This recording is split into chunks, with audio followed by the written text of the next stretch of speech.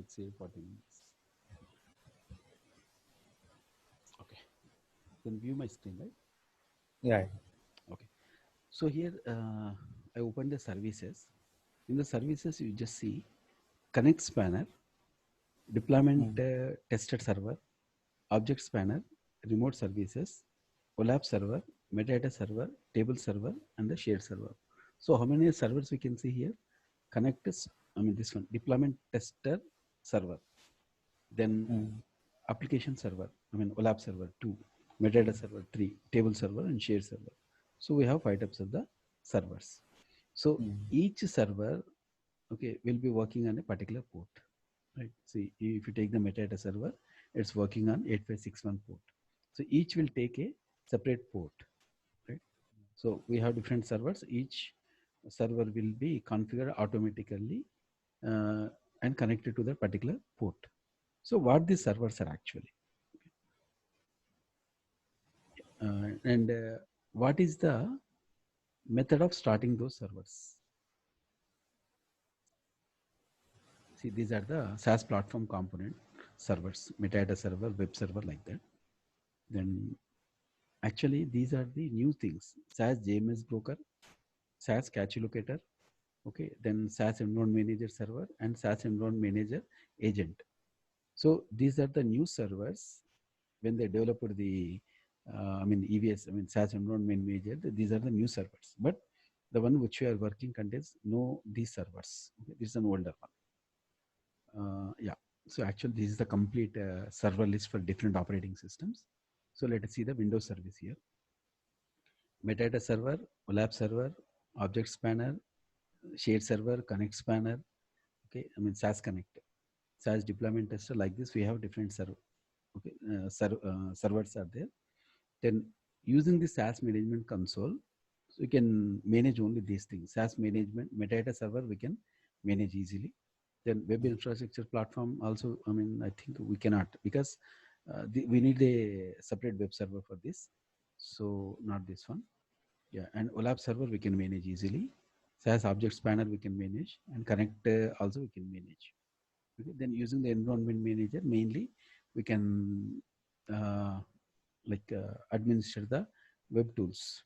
Okay, metadata server we can manage, OLAP server, and see web server also we can manage, web application server, environment manager agent also we can, and deployment agents also we can manage.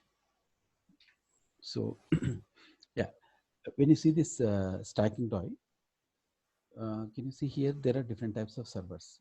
The first one is the, you see from, I mean, like bottom to top. In the bottom, we have metadata server cluster. So this is a metadata. This one. Here we have a line. Then later compute tier servers. This the third one is the middle tier servers. So if you have metadata server, no problem, you can work. If you have only the metadata server, it will stand. It is a meaningful only. Then you can compute tier servers. Tier servers means like the client tiers, the other tiers also you can do. Then if you don't have this head part, if you have only the compute tier and servers, also you can do, because we are not connecting to any web browsers. You are not accessing any information through the web browsers. So it will make a sense. Means the metadata servers is the first priority. The second thing is the compute tier servers. Okay. Third one is a middle tier. So you should run the environment, or you should start the servers also in this sequence. See, for example, first I started the middle tier server, and then metadata server, and then compute server. So it won't work. So it's the sequence. So first is the metadata server, later SaaS web infrastructure platform data server. Then we have different other servers, I mean other tier servers, then middle tier servers, then deployment agent, like this. So it's a recommended startup order. Then yeah, so this is the information about all the servers.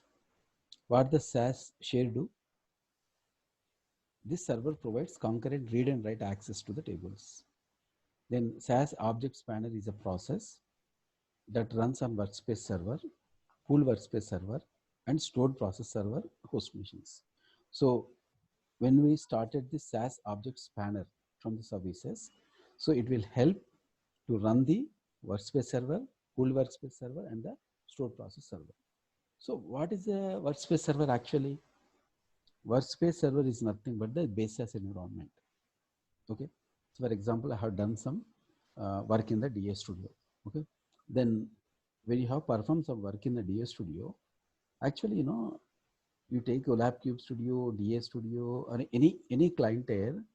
Actually, these tools have no any capability to run the code. Got it? So what these tools do? These tools just simply generate the code. That's it. Okay. So this code cannot be executed by the tool. See, for example, I installed only the DA Studio in my system. Okay, in my environment, I don't have any connectivity to any servers. Just I install DA Studio. You can install the DA Studio as a client in your system. You can do it, but you are not connecting to any host system or any other server. Then you try to connect to any database in your system itself. It won't work because to connect to your database, you need the server. So to connect to the database, what type of server we need? We need a share server, okay, which is not installed in your system. Okay, you install the share server in your system. Okay, then you can connect to the database. Okay, then you want to make some job. Even the job will work. Okay, you try to open that job. It will generate the code, but the code will not be executed. Why? There is no basis environment in your system, right? So all the time, I mean, all the tools, they will just generate the SAS code only. Any tool, because in the base as even we can do the same content, whatever we are doing in the DA Studio, in the base as also. But the code will be very huge. You cannot even write that code because the code will be 20 or 30 pages of the code, which is very tremendous and tedious process, right? So that's why uh, what we do, we are using the user interface or GUI based tools. Okay, if you just drag and drop, or you, make a process, that process will generate the code. So that much of huge code will be generated by the process. Then this code is carried to the SAS environment. There it will get executed, and again those results will be played back in our environment. Okay, then who will take your code to the SAS environment, and who will make the code execute in the SAS environment, and who will carry that results again back to your environment to display? Who will do all these things? Nothing but the servers. Okay. So what is a workspace server? Workspace server is the base SAS environment. Okay. Then what is a pooled workspace server? Actually, we have workspace server only. Okay. Then why it is also called as a pooled workspace server? See, I define a metadata, right? Means I made a line, I made a track to the SAS environment. So when I made a track, second time, you need not to make a track, right? You can go in the same track and you can come in the same track. So that's called a pooled. Initially, when you submit a code, it will take some time, okay, to make the connectivity between your environment and the SAS environment. So the first time the workspace server will take the responsibility. So second time when the same user, okay, and the same tool and the same metadata whenever you are using, so what happens? Already known things, right? So this time the pooled workspace server will take the responsibility. Okay, known cases, the pooled workspace server will take the responsibility, and it will carry the code to the SAS environment, right? And there is a stored process server. What is a stored process server? Actually, the stored process server also, it's a part of the workspace server only.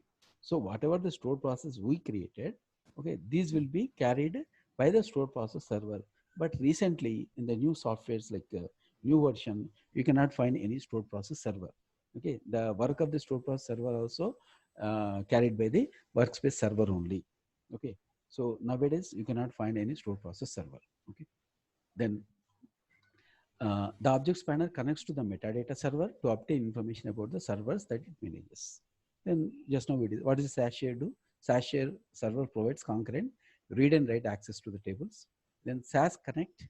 So SAS connect also, it's a server. provides computing resources and remote mission where SAS integration technologies is not installed. Then OLAP Cube, there is a server called the OLAP server. The OLAP server will be working only whenever needed, means whenever you are creating an OLAP Cube, so that time it's not needed, but when you are executing the OLAP cubes or whenever you are making the queries on the OLAP cube, then we need a server. What is the server? OLAP server. So what is the advantage of the server means? Simple. Uh, when you are making a query, so that query, I mean, it won't generate the SQL query. It will generate the MDX language. Whenever you make a query on OLAP cube, so automatically it will generate a language called the MDX language, multidimensional expression language. So that to carry that multidimensional expression language, we need a server. So that's called the OLAP server. Okay. So like I this, we mean, have different types of like the servers. to create these OLAP cubes and For do we need to creating, we don't need the this one OLAP server. Only for execution purpose, we need the the services of the OLAP server. but by using SAS language only they'll create this OLAP cubes and all, right? Yeah. I mean, it is like a star schema, Oh, star schema. Okay. star schema, or a snowflake schema. Using Oh, different schemas, we'll be just making connectivities to different databases. Okay. So oh. once you But convert it in the how yeah, the multidimensional expression which the language will generate?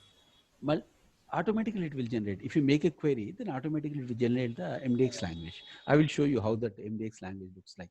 Because Oh, some people, they learn the MDX language also in the olden days, not now. Because now the tools are automatically generating the MDX language oh, whenever you make a query. Because writing that needs some skills. Okay, skills means like it contains a lot of braces and brackets. Okay, oh. I mean, you can understand. If you see that MDX language, you can understand, but writing is a bit difficult. But you can understand it very easily. I will show But you how that now the language looks like. OLAP server only automatically generating this MD language. Yes. Yeah. Oh, Okay. Now let's see the metadata server. mm, As I told you, the metadata is very important. Without metadata, you cannot use a single tool. Like Enterprise Miner also, you cannot use OLAP Cube Studio, Microsoft add-in. So nothing will work if there is no metadata server installed in your system, or if the metadata server is stopped, then no tool will work except the, the base SAS. Because the base SAS means it contains everything. There is a foundation, right? So it mm. will work, and even DA Studio also it will work because it is also foundation. Then SAS Studio also work because those are the foundation things. To work any SAS business intelligence tools or any YR tools or any data visualization tools, we need the metadata, that is mandatory. Then how this metadata is stored? Metadata will be stored in the form of the repositories, that is mandatory. Because to store the metadata is nothing but some information, right? So where to store that metadata? The metadata will be stored in the form of repository. Repository is nothing but a physical location where we save the metadata. If you don't have the repository, then where to store the metadata? It's not possible, right? So even you can, even in the base as also, you can connect to the metadata.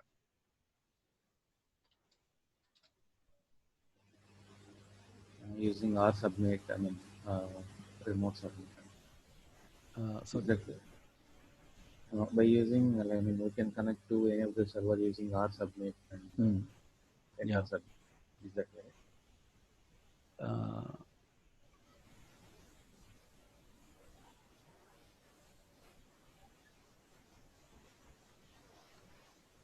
so server, I think because I have not connected to any local host actually. I don't have even ports also in this, so it won't work. So let's connect this in the in this environment only.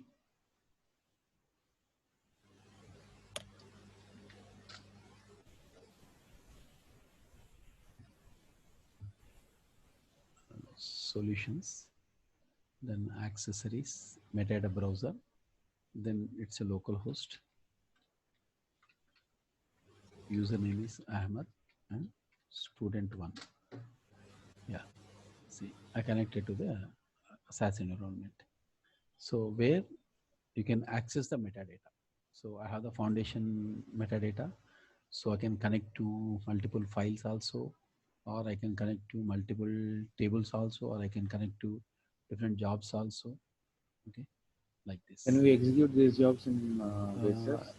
Actually, directly we can't execute here. That is the problem. We need a server. Okay, Oh, so you can just check here. That's it.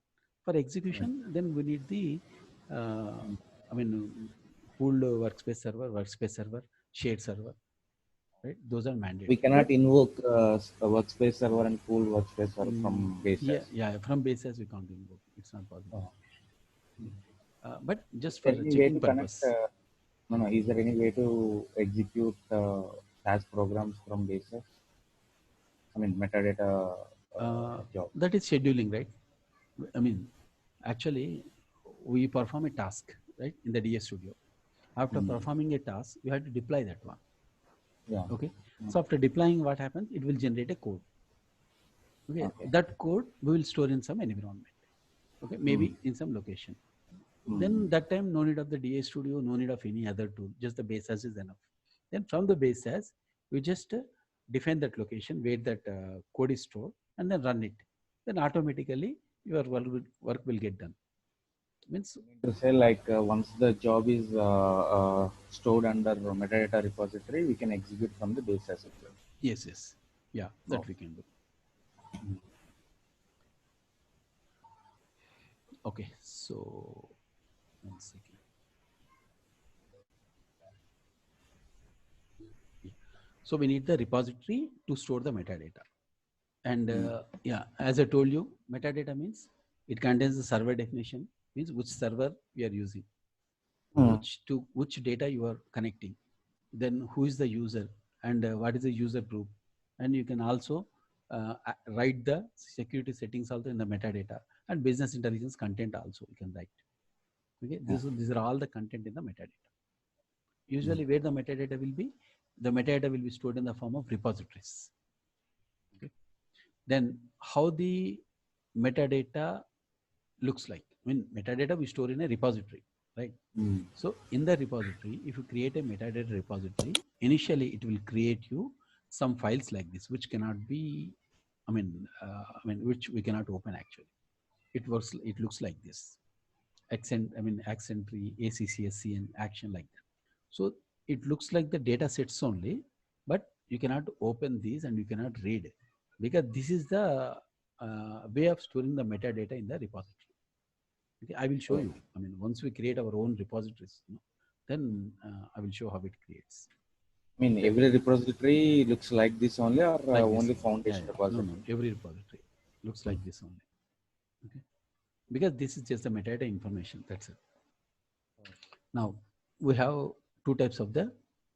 Actually, we have three types of repositories. Okay. So one is the foundation repository. The second one is the custom repository. The third one is called the project repository. We have three repositories. Uh, okay, I will explain that repositories.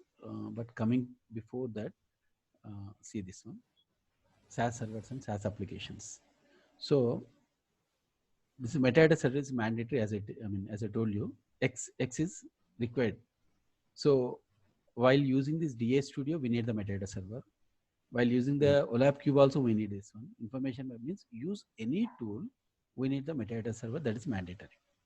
Then workspace server also, it's mandatory. What is the workspace server here? Basis. So without basis also, we can't use any tool, right? So that's why the metadata server, workspace server is mandatory. Then coming to the stored process server. So whenever you are generating the reports from, using the stored process by the enterprise guide, that time we need this. So stored process reports we can generate from the Microsoft Office also. So that time also we need. So whenever you are creating the reports from the stored process, then we need to invoke the stored process server. Otherwise, no need. Usually what happens, these servers will be idle only. The stored process server, OLAP server, Connect server, these are idle only. So whenever the functionality required, so that time they will become active. You need not to uh, make them active, or you need not to invoke them to run. Got it? So they will be idle only. Whenever the functionality is required, then that time automatically it will deliver their service by activating themselves. Okay.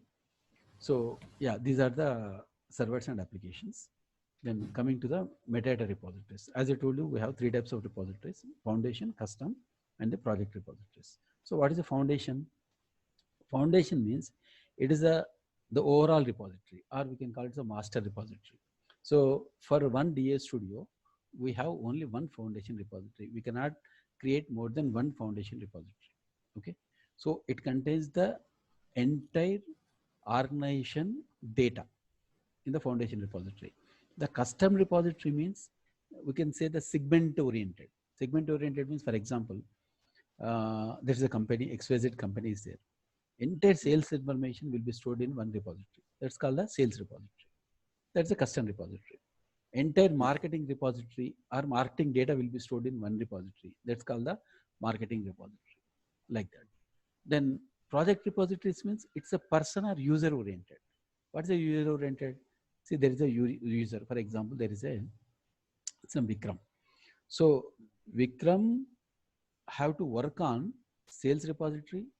Vikram also has to work on some marketing repository. So he will be having, or this Vikram will create his own repository called the Vikram repository. Means these repositories will be created based on the usernames. Okay. Then whatever the work allotted to him, he will be using that particular project repository only. So in the project repository, the change management is possible. I will explain what is the change management, and also I will explain in detail what these repositories are. Okay. Yeah. Then coming to the DA Studio. So what the DA Studio do? The DA Studio, it will just generate the code. It will also create the metadata. Then using this DA Studio, we can create. It will perform only two tasks. One is it will generate the metadata objects, and it will create the code. That's it. Then the servers will carry this code to the SAS environment. Okay. And there it will execute the code, and it will revert back all the executed reports, or whatever the results you will get after the execution. It will carry back to the SAS environment, and it will send it to the client location. Okay. Now you should understand the change management. So this is one important task in the DA Studio. So what do you mean by change management here? Change management, I think, it's, I mean, when it just think about like a, normal vocabulary. So change management means the management has been changed. Okay. So you are the manager now. So once you lose your credentials, or once you lose your,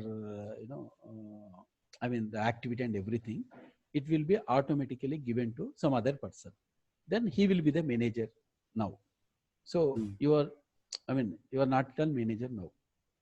Until unless you manage, okay, you are not the manager. Manager means, like, see, the management has been changed. Earlier there was a different management, so the management has been changed. Means a new person will hand over, a new person will take the, I mean, take the charge, and he will be the manager. Okay. So here the change management means when you are creating some, or when you are writing your metadata. Let us assume you are writing some metadata, or some tasks you are doing. Okay. So the others are not allowed to look into your work, what you are doing. Okay, what you are performing. Okay. So you are the owner of your repository. Then I am working on my repository. So whatever the work you want, you can do it on your repository. No person is authorized to look into your work. Okay. Then once you finish your work, then we have to check in. Check in means it is like a submitting the work. Okay. Once you finish your work, okay, or once you finish writing your metadata in the repository, then you have to check in that one. So once you check in, then you are not the manager. You cannot manage anything now, because you already submitted that to your manager or some other person. Then he will be the manager now. Means he can manage that data. You cannot manage that data now, right? So this check-in, and sometimes if he found, I mean, the manager found something wrong in the work or task done by you, then he will be reverting back that work again to your repository. Means he will send back that work to your repository. So that is called checked out. You checked in the work, he checked out, okay, by giving some, remarks. So he checked in, he checked out your work. So the check-in and check-out capabilities are possible in the change management. Change management means once you are working, you are the manager. Check in, then he will become the manager. He will check out. Again, you have to work on your data, and again you have to. So this check-in and check-out process is nothing but the change management. Okay, means Possible. the Is it metadata possible? you are moving from one repository to other repository. Okay. Okay, I mean, let is us it see. possible only in Data Integration Studio or in any other tools? No, it is possible only in the data integration studio. Oh, Data integration studio means actually repository creation we'll be doing in the management console only. I Not mean, wrong. check-in and check-out Yeah, checking facility. and checkout is possible in DS Studio. Oh, DS Studio, even because the management administrator is the ultimate one, right? So he administrator will be having access to everything. yeah. So even using the management console also, you can check in and you can check out. You can move the metadata between different repositories because he is the Okay. master. He can do anything. Administrator will do anything, Mm. right? He can do anything. Mm. Uh, but the check-in, check-out, you can do it by using the DS Studio. I will show that one how it works. Oh. You can see the features. Change management features in SAS DI Studio include the following: menus that support change management operations such as checkout and check-in. These two are Mm. present in the DS Studio. The inventory tree and the custom tree for working with metadata that is contained in a change manager repository. Actually, when we are working, we have to create our own folders. To organize all the files in a proper way. See, for example, you created a store process, we defined some tables, we created some tables, we loaded some tables, we created our own transformations, and we connected to some external files, we created a lab queue, like that. So we have done a lot of things, and you keep everything in one folder, then nobody will understand like what you had done, right? So that's why you Yes. had to organize uh, in the form of folders. Okay, Okay. before starting our work, or before connecting to DS Studio, or before starting any deployment or any job scheduling, or before starting or creating any jobs, first of all you have to create some folders and organize the work in a proper way. Okay, that I will show you. That is nothing but the inventory tree and custom tree.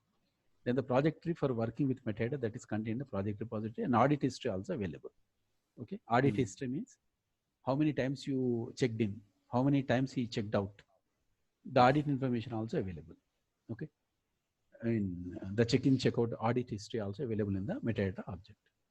Then any user who has right metadata permission granted to the repository, any user who is authorized to use a project repository for the change manager repository.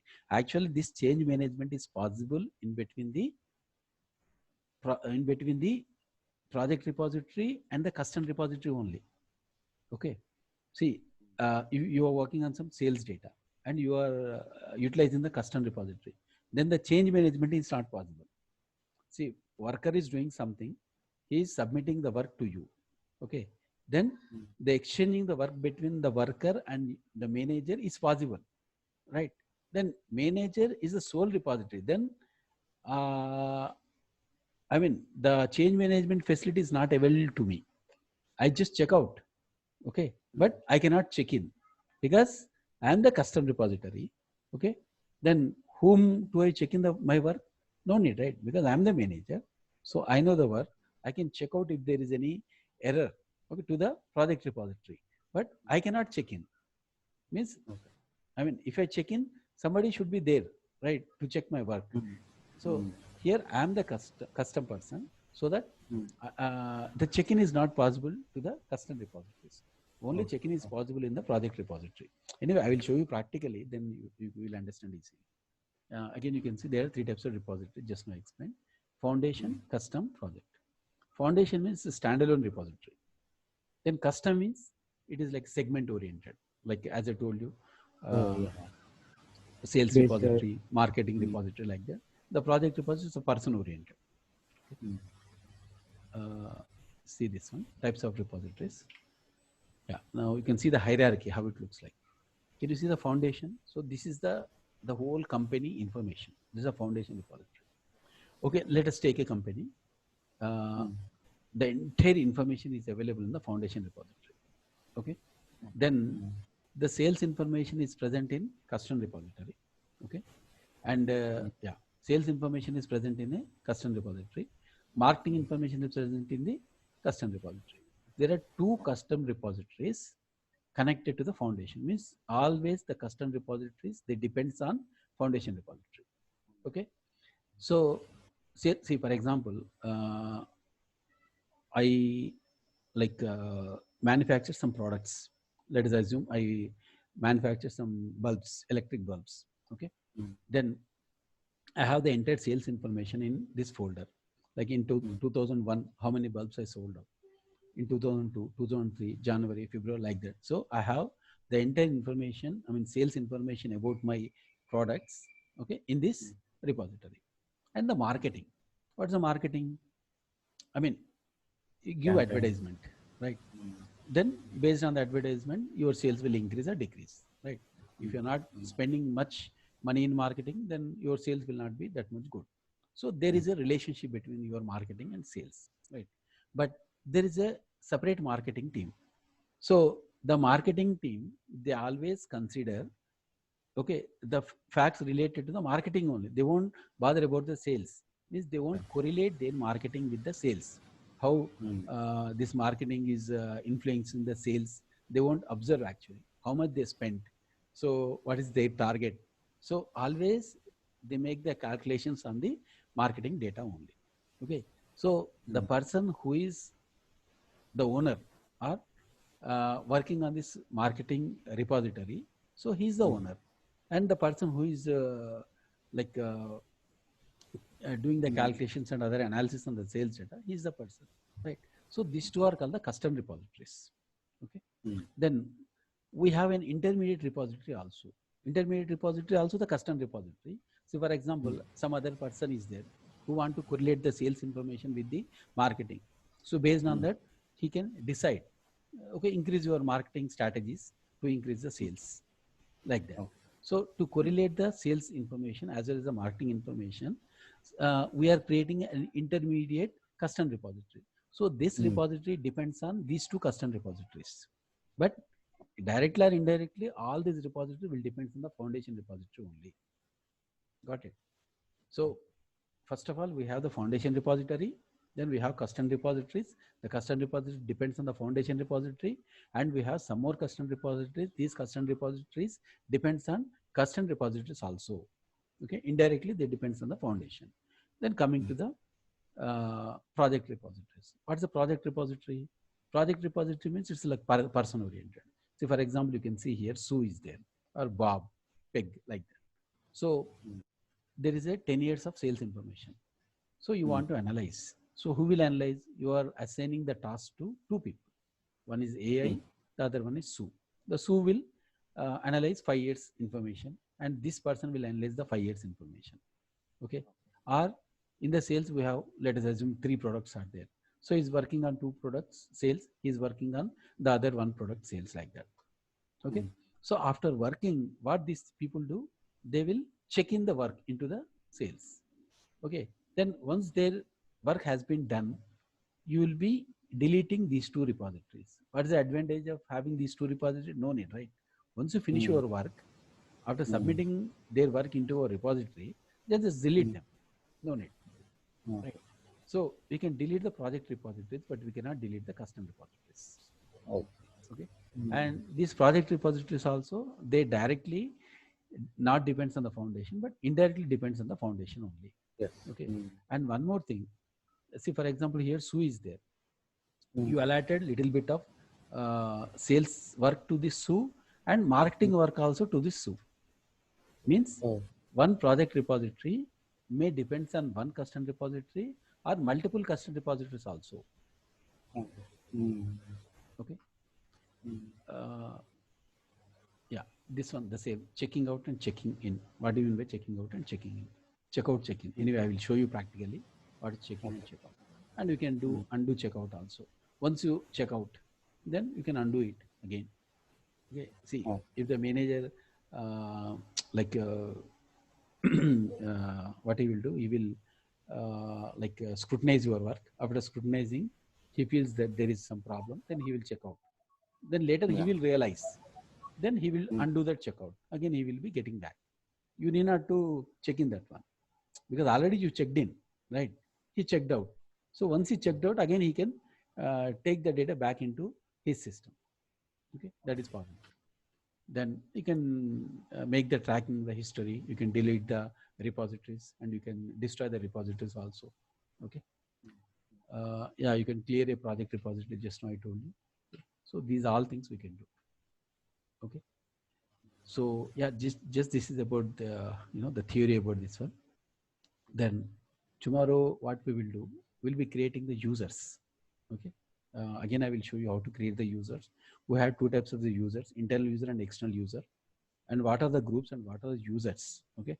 So I will explain that one, and later we'll start creating the repositories, creating the users, and then organizing the files and arranging the files, and then I will explain about the data what we are using in this DI Studio, because understanding the data is very important. First, I will explain everything about data, what type of data we are getting.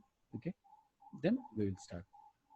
Maybe I think tomorrow we'll meet at 10 o'clock only. Okay. okay. So tomorrow I will finish all these basic things. Then, if possible, we'll connect tomorrow evening. Then tomorrow evening we will start working on the studio. Sure. Okay. Okay. Yeah. Okay then. Bye. See you tomorrow.